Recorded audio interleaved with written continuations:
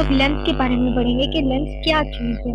Lens एक ऐसा optical device होता है जो लाइट को या तो डाइवर्ज करता है या कन्वर्ज करता है। डाइवर्ज का मतलब ये है कि वो या तो लाइट को फैला देता है या लाइट को कन्वर्ज करता है, यानी कि लाइट जो किसी चीज से आ रही है, यानी रोशनी की शुरुआत जो किसी इल्यूमिनेटेड सोर्स से आ रही है, उन्हें कन्वर्ज कर देता है, उन्हें आपस में मिला देता है और उन्हें कन्वर्ज या डाइवर्ज करके हम लोगों को इमेज बनाने में मदद करता है। दैट्स व्हाई हम लोग जो है वो कन्वेक्स लेंस या कनकेव लेंस इस्तेमाल करते हैं। लेंस की दो टाइप्स है, एक कनकेव लेंस और एक कन्वेक्स लेंस।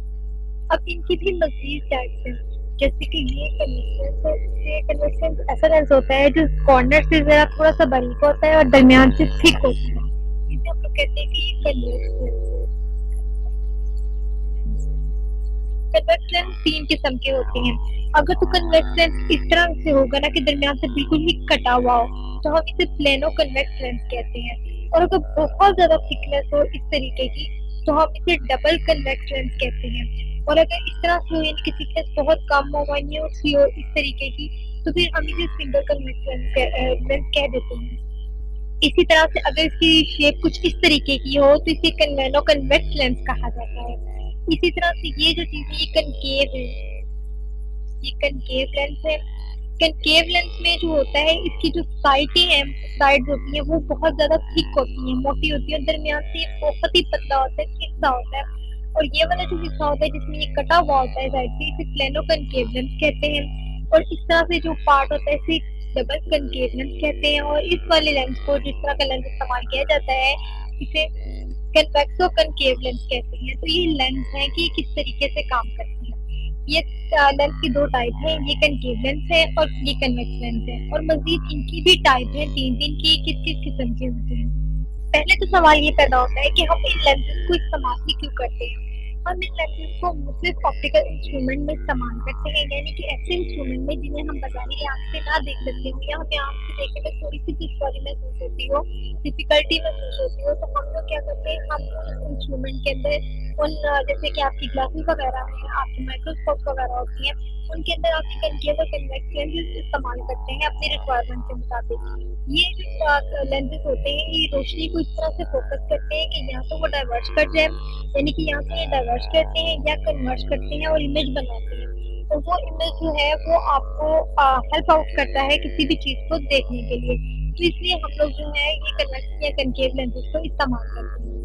लेंस के काम करने के तरीके को जानने के लिए हमें एक छोटा सा काम करना पड़ता है, जिसे हम लोग कहते हैं कि ये कनकेव, अगर कनकेव की बात की जाए तो कनकेव लेंस फार्मूला होता है, अगर कन्वेक्स की बात की जाए तो कन्वेक्स लेंस फार्मूला होता है।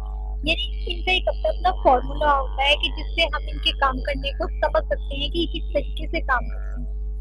उस कनकेव लेंस फार्मूले को इस्तेमाल करके हम ये बता सकते हैं कि जो बॉडी है उसका जो इमेज है वो कितने डिस्टेंस पे बना है, उसका इमेज किस तरीके का बना है, और इसके अलावा उसकी फोकल लेंथ वगैरह वगैरह हम इन फार्मूलों को यूज करके बता सकते हैं। जैसे कि ये कन्वेक्स लेंस है और इस कन्वेक्स लेंस के बिल्कुल सामने हमने एक ऑब्जेक्ट रख दिया है। ये ऑब्जेक्ट एक ऐसा ऑब्जेक्ट है जिससे लाइट जो है, लाइट की रेज इमिट हो रही है, यानी कि लाइट की रेज इसमें से गुजर रही है।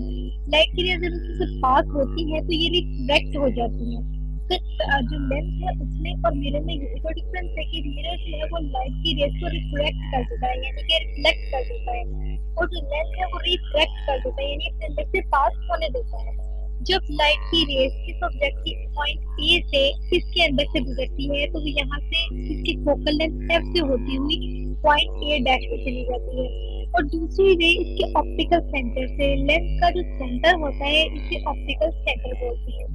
और इसके अलावा तमाम रोशनी की रेस जो लेंस में से गुजरने के बाद एक ही पॉइंट पर फोकस हो, उसे हम लोग प्रिंसिपल फोकस या फोकस पॉइंट कहते हैं। जैसे कि आप इस इमेज में देख सकते हैं कि कन्वेक्स लेंस था, रोशनी की रेज यहाँ पर आई, यहाँ पर आई लाइट की रेज की, और इसके अंदर से रिफ्रैक्ट होने के बाद एक पॉइंट पर आपस में मर्ज हो जाती है, एक पॉइंट पे मिलती है, और वो पॉइंट जहाँ पर रोशनी की जो रेज है आपस में इकट्ठी होती है, एक ही पॉइंट से गुजरे, और गुजरने के बाद चाहे वो फैल जाए या ना भी फैले, तो उस पॉइंट को, जिस पॉइंट पे वो एक दफा इकट्ठी हो जाए, उस पॉइंट को हम लोग कहते हैं ये फोकल पॉइंट है या प्रिंसिपल फोकस कहते हैं। और ऑप्टिकल सेंटर यानी इस लेंस के सेंटर यानी कि इसका जो सेंटर होता है इसे ऑप्टिकल सेंटर कहते हैं, चाहे वो कन्वेक्स लेंस का हो या कनकेव लेंस का हो।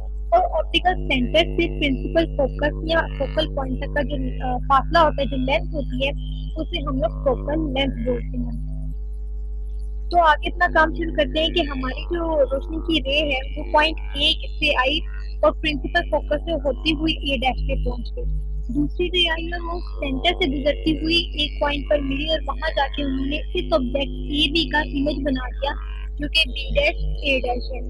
अब इस चीज से हम लोग का नेक्स्ट फॉर्मूला हम लोगों को फाइंड आउट करना है। अब आप देखिए तो इस डायग्राम में आपको कुछ ट्रायंगल ही नजर आ रहे हैं। और एक और बात आपको मालूम होगी कि ऑब्जेक्ट और प्रिंसिपल जो है ऑप्टिकल सेंटर यानी हमारा सेंटर जो है लेंस का सेंटर जो होता है, लेंस के सेंटर और ऑब्जेक्ट के दरमियान जो डिस्टेंस होता है इसे हम लोग कहते हैं कि ये जो है ये पी, और इमेज और प्रिंसिपल ये जो है ऑप्टिकल सेंटर यानी सी, इसके दरमियान जो डिस्टेंस होता है इसे हम लोग कहते हैं कि ये क्यू है।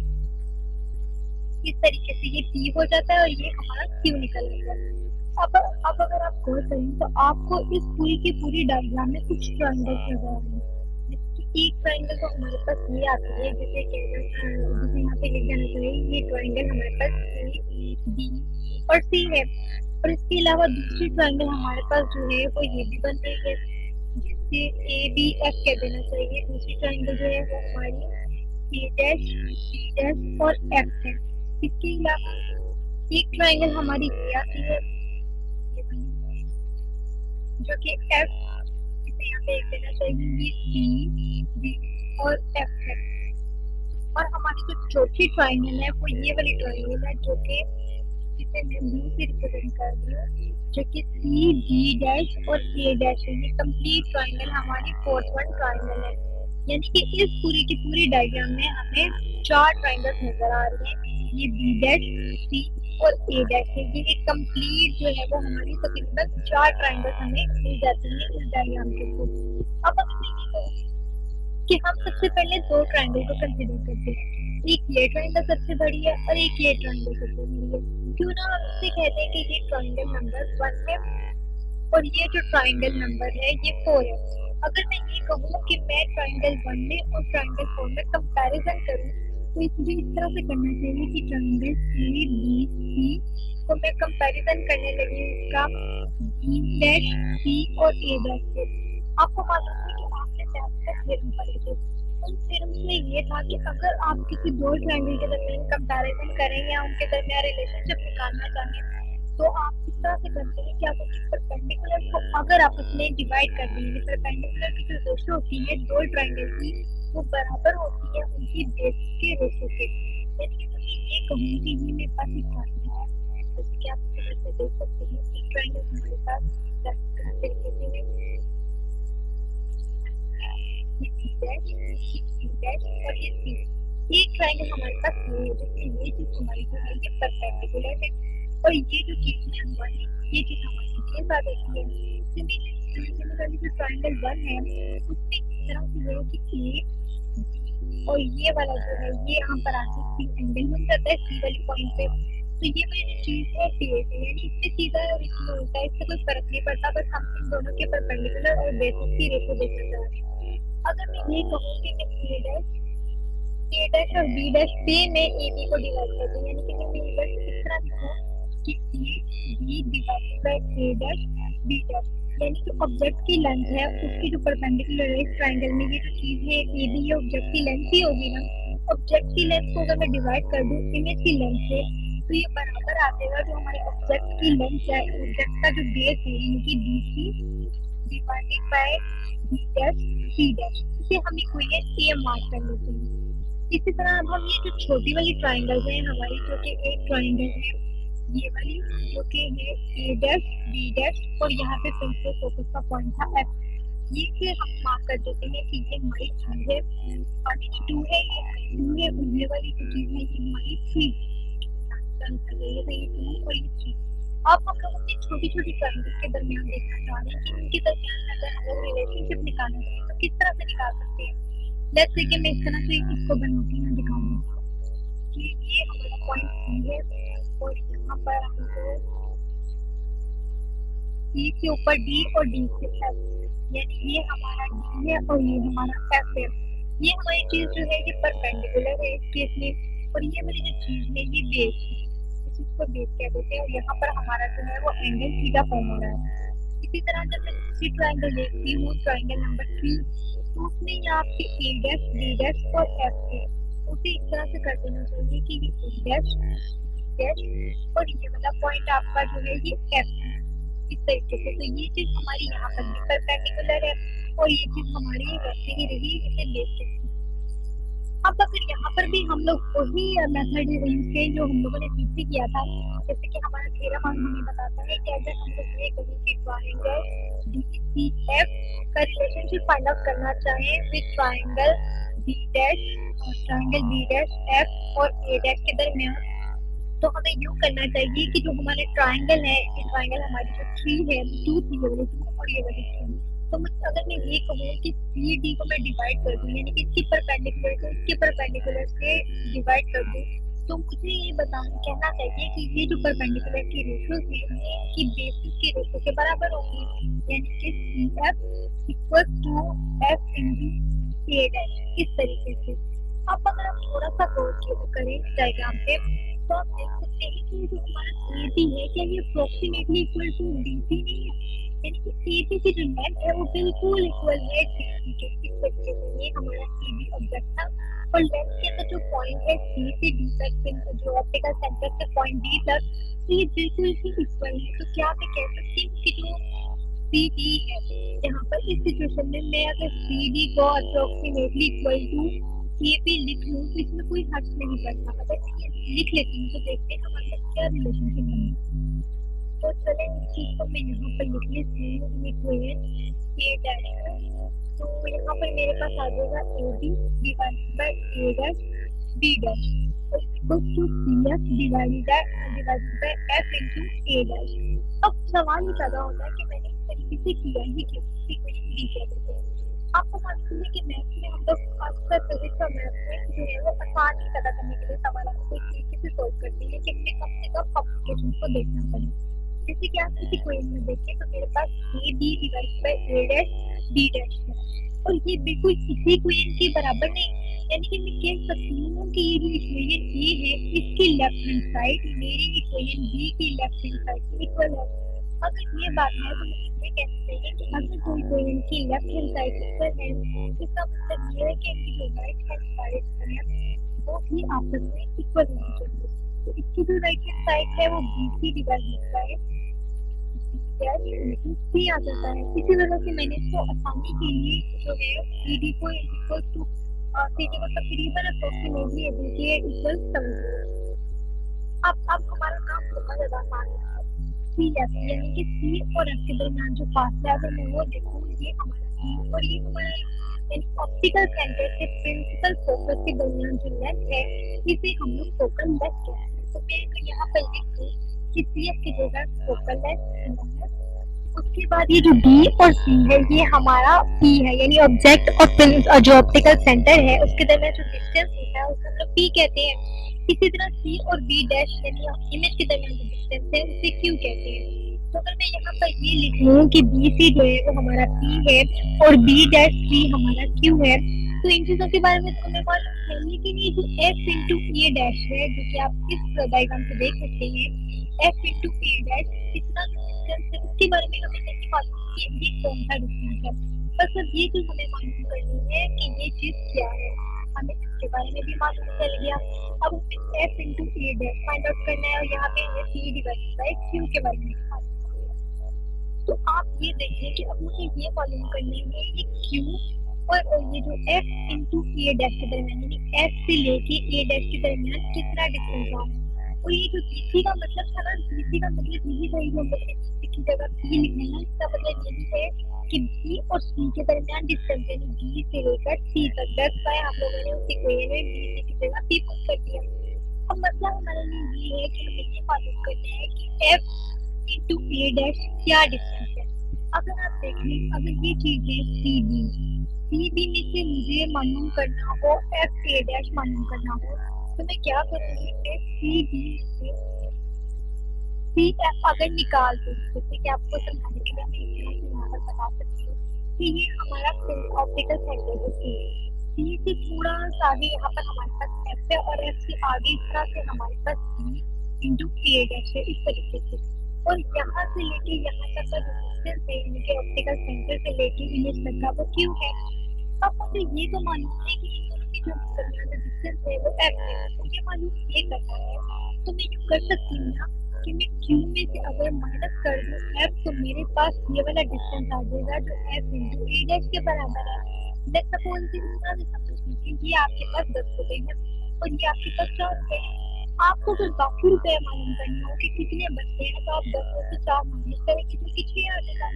इसी तरह मैंने क्यू में से एफ को माइनस कर दिया है तो मेरे पास एफ इंटू ए डैश आ गया।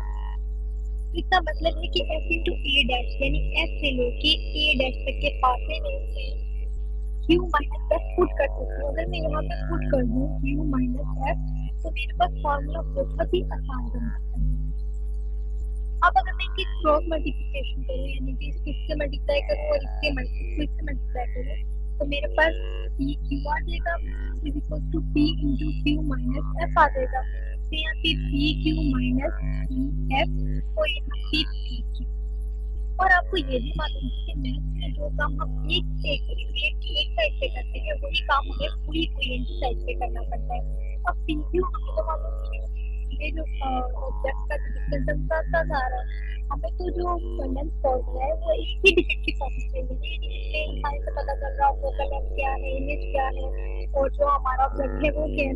तो इसके लिए क्यों ना मैं पूरी इक्वेशन को पी क्यू एफ से डिवाइड कर दूँ। क्यू एफ जो कि पूरी की पूरी इक्वेशन में तीन ही टर्म है जो कि पी क्यू और एफ है। तो इस तरह से करने से ये पी क्यू इस पी क्यू से कैंसिल हो जाएगा। और सॉरी हम लोग यहाँ पे थोड़ा सा मिस्टेक कर गए, ये हमारा एफ है तो मैं इसे एफ कहना चाहिए था ना, हम लोग इसे पी कर दिए, थोड़ा सा मिस्टेक हो गई। ये एफ है, एफ क्यू जो है हमारे एफ क्यू से कैंसिल हो जाएगा ये एफ और सी क्यू। यहाँ पर हमारे पास जो बच जाता है वो हमारे पास 1/t बचेगा।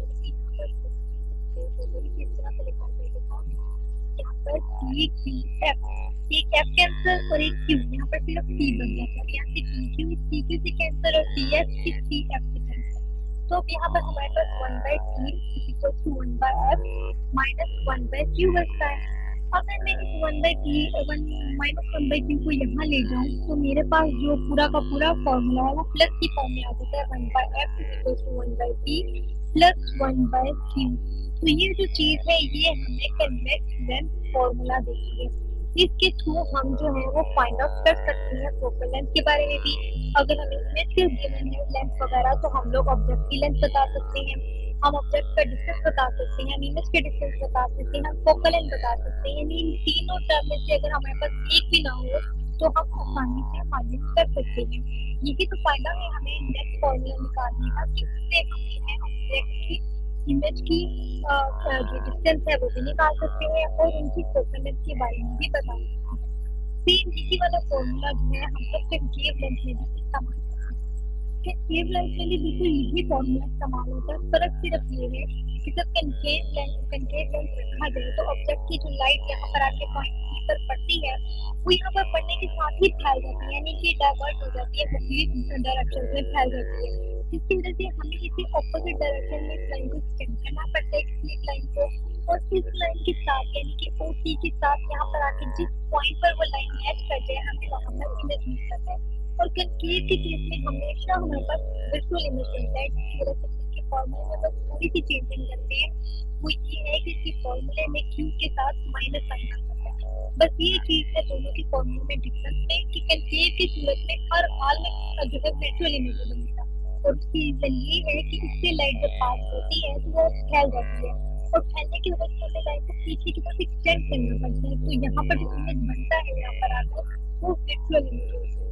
तो आपको काफी हद तक कंकेव और कन्वेक्स लेंस के बारे में समझ आ गया होगा कि इन्होंने क्यों निकालते हैं, ताकि हमें ऑब्जेक्ट का की जो इमेज है उसके डिस्टेंस के बारे में पता चल जाए, हमें फोकल लेंथ के बारे में आइडिया हो जाए कि किसी चीज की फोकल लेंथ कितनी है। तो इन सब चीजों के लिए हम लोग जो है वो कन्वेक्स या कंकेव लेंस फॉर्मूला इस्तेमाल करते हैं अकॉर्डिंग टू आवर रिक्वायरमेंट।